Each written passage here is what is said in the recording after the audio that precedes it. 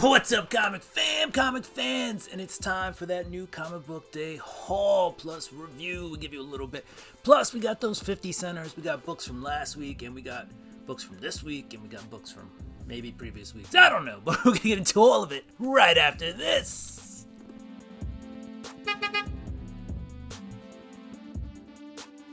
Welcome back. Welcome back. All right, let's get into it. Let's start off. We're going to start off with those 50 centers.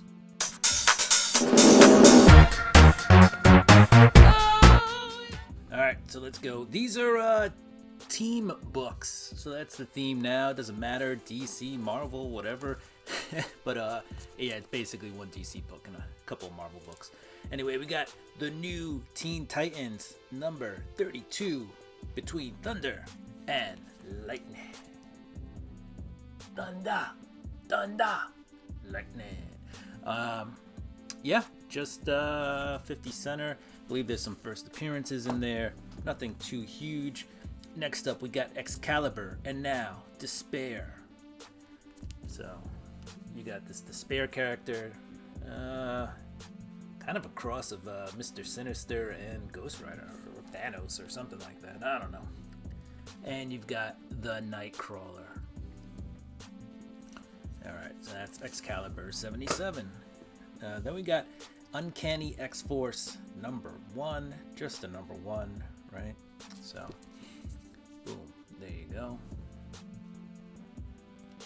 Uncanny X-Force number 1. Right, was that Stan Humphries and Ron Garney? And then last, but not least, or maybe it is. Anyway, we got a Nick Spencer book with Luke Ross. We've got Secret Avengers number 2.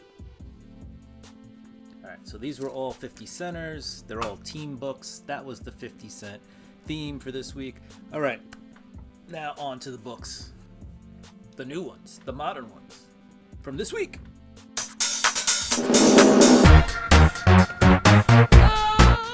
So let's get into it. We got a couple of books.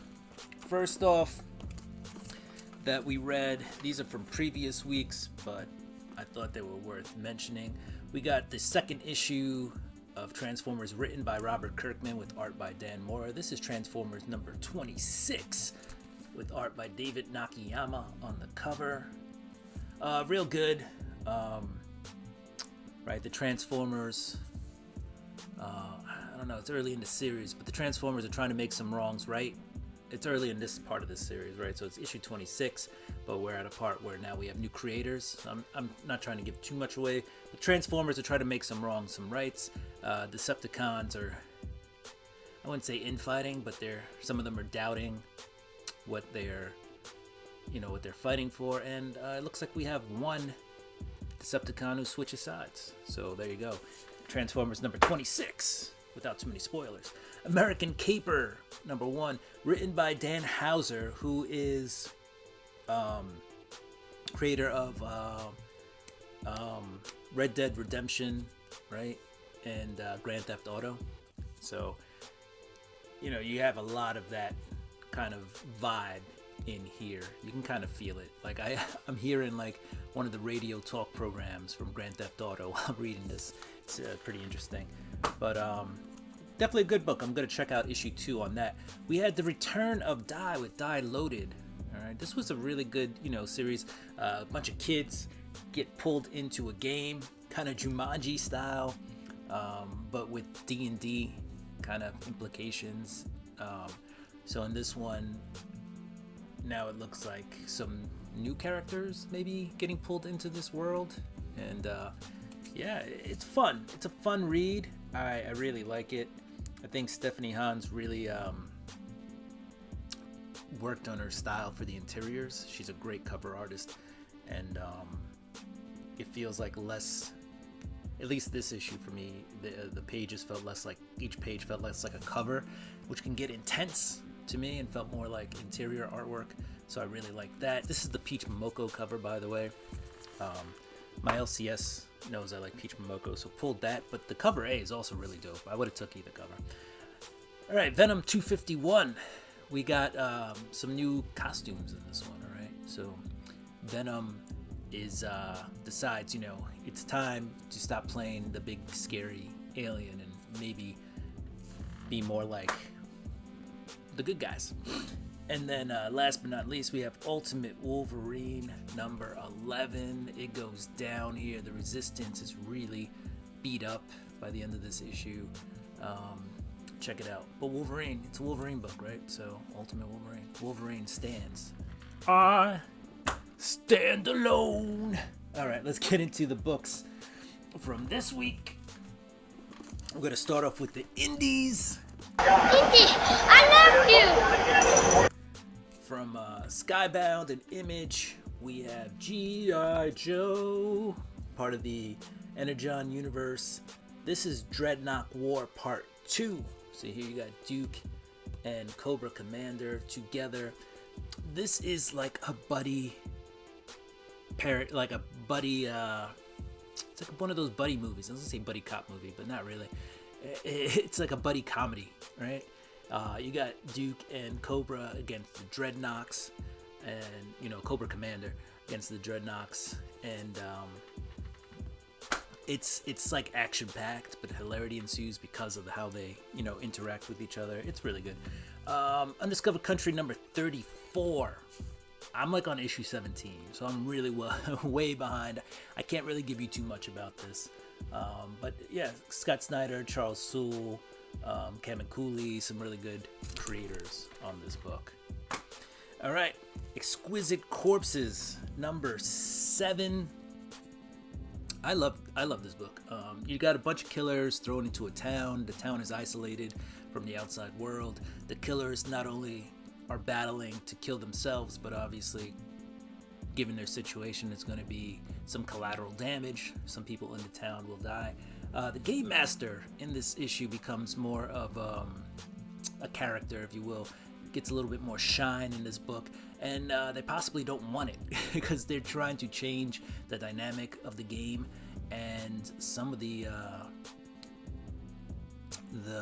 participants who are the ones putting the killers into the game, right? So the gist of it, if you haven't read it yet, is you have a couple of families who vie for the control of the U.S., right? And they have to win this tournament to get that control. So, they throw their characters out there, or their killers out there, and whoever's killer survives at the end or kills everybody else is the winner. Anyway, the game master, if you will, who's hired by these families, he's thrown some wrenches in there, tried some things, and it looks like nobody's liking it. So he's in trouble. Next up, we have Spawn, The Dark Ages, written by Liam Sharp. That's it, just his name right there. He wrote it, draws it, he pencils it. Liam Sharp, it's his show. He's got some colorists and stuff, so that's something else. But really cool. They threw this back to the Dark Ages, all right? So we're talking like Saxons and the Catholics, and Roman occupied Britain or England. So all sorts of that, kings, roaming tribes, the whole 9 yards. And I guess we got an introduction. There's no real Hellspawn yet. There might be, but it's not clarified by the end of the book. All right, we're gonna switch it up. We're heading towards DC.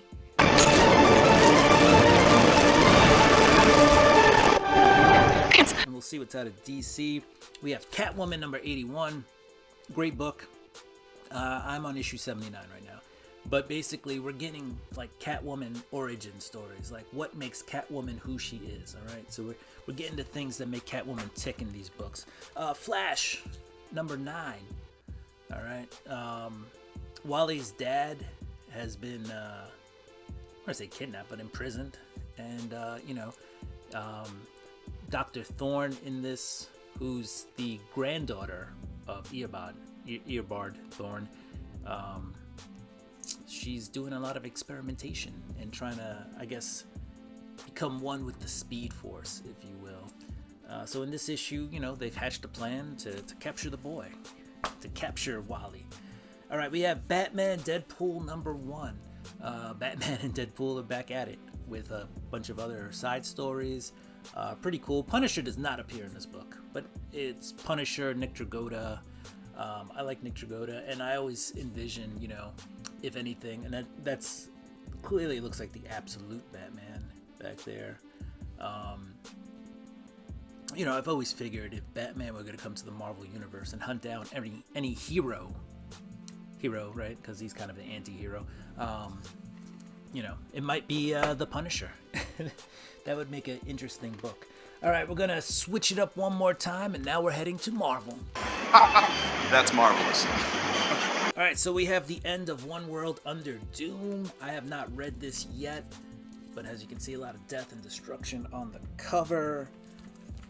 So we'll see what happens with that. Doom's always got a plan. Looks like, though, Doom does lose the Sorcerer Supreme title. So trying not to give away too much, but this cover is in stores right now. So this is the spoiler variant. So it looks like the Scarlet Witch becomes the Sorcerer Supreme. We have the Amazing Spider-Man number 16 with Plague RX. This character can absorb your injuries and then inflict it on somebody else. It's really crazy. Like, oh, no, you've broken so many bones. Oh man, you feel all that broken bone. That's just a horrible power. But it's pretty crazy. But we're back on Earth in this one. So they've been going back and forth between Earth and space. Real Spider-Man's in space, right? Those are the odd number issues. This is issue 16. Fake Spider-Man, Norman Osborn is, here. And then Ben Reilly, his clone, Chasm, is playing the role of Peter Parker back on Earth. Both trying to fill a void that was caused when Peter Parker got jettisoned to space by what was the guy's name? Some big dude who just punched him into space. Forget why his name. Hellgate. This guy Hellgate just. And so you got Spidey in space, trying to find his way back home, but also trying to be prepared for when he gets back home because he knows he's probably gonna have to fight Hellgate again. We have X-Men of the Apocalypse number 1. This is the JTC, John Tyler Christopher, negative space variant. All right, JTC has been pretty well known for these, and he also does character variants. But sometimes the negative space variants are his biggest ones. Basically, you have the X-Men of the Apocalypse in current times. They've realized nothing's changed since they defeated Apocalypse, right? The X-Men of the Apocalypse in their timeline. And they know that what they did should have changed the trajectory of the future, but it didn't. It didn't return it back to the time it should be. So there's now all these timelines existing, and they're trying to figure out why. Why are they still stuck in their current situation? So they're traveling. They're time traveling. So this one, they're like with the modern day X-Men. In the next issue, they're gonna get thrown back into the past, the original X-Men, the Xavier School for the gifted X-Men, and that's it. And then we have the Ultimates, number 18. This, I believe, is the penultimate issue, so there's still one more issue to go, but Iron Lad, Tony Stark here, is riling up the crowd. He's getting everybody. He's like, you can be an Ultimate just by fighting the system. And so there's a lot of death, destruction, just a lot of stuff. America Chavez, she does some damage in this book as well. We're just following everybody and what they do. And the Ultimates launched probably their biggest assault so far against the Maker's minions, if you will, in this book. So it's a really good book, The Ultimates. I like The Ultimates. I like Ultimate X-Men. I like Ultimate Spider-Man. I've read some of the Ultimate Ultimate Wolverine. I've read some of the Ultimate X-Men and some of Ultimate Black Panther. I haven't finished those, but those two were great, series. So the whole Ultimate Universe has been really good. But guys, that was my new comic book day haul with review. We had some 50 centers, we had some books from previous weeks, but hopefully you enjoyed it. If you like the content, don't forget to like, subscribe, hit the notification bell, go ahead and throw me a thumbs up, comment down below, do what you do. I'm gonna do what I do. I'm gonna get ready for next week's books, and be on the lookout for my 1K subscriber giveaway. It is coming. There'll be a video, and then we'll discuss how we're gonna give that away. Talk to you later. Peace. Deuces. We're out. Chink.